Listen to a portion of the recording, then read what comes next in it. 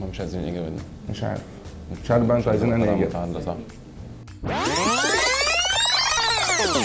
ده مزايا تشالنجز، ودول عمر السيد تيم ليدر شركة مزايا. مصطفى بسيوني تيم ليدر شركه مزايا. والنهارده هنختبر معلوماتهم عن النهر الأخضر في العاصمة الإدارية الجديدة. ليه اتسمى النهر الاخضر بالاسم ده؟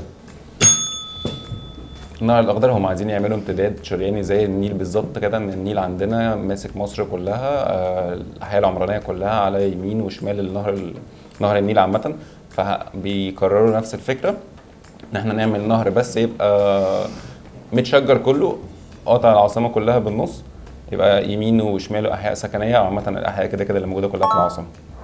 يعتبر النهر الاخضر اطول سلسله حدائق في العالم، فكم تبلغ مساحته وطوله؟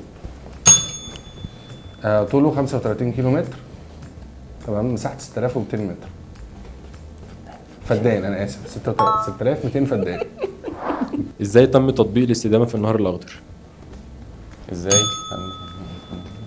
الاستدامه هتتم عن طريق بالنسبه الري بالنسبه للعاصمه او بالنسبه للنهر الاخضر هيتم عن طريق تحليه الميه، بتمر بثلاث مراحل من محطات الميه اللي هتبقى موجوده، تمام. فبتبدا ان عمليه الري تتم بعد معالجه الميه لثلاث مرات. اذكر 5 حدائق في النهر الاخضر. ما تقلقش انا كده.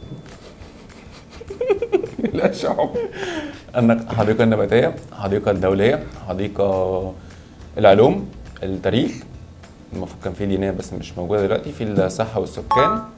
النهر الاخضر مقسم الى مرحلتين تنفيذ، والمرحله الاولى متقسمه ل3 اجزاء. ممكن تقولوا لنا اول جزء في المرحله الاولى بتحتوي على ايه؟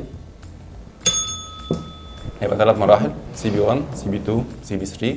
سي بي 1 الطابع اللي هو البيئي عامة والخضري أو الشجري بالشكل ده.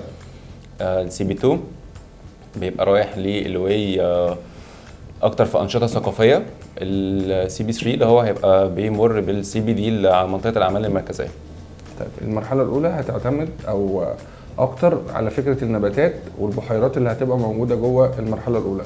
في بحيره اللي هي اول حاجه، البحيره الاولى اللي هي بنتكلم في 4000 فدان، تمام، ومعتمده اكتر على الحدائق، تمام، النباتيه اللي هتبقى موجوده، الحدائق الخضراء عامه اللي هتبقى موجوده.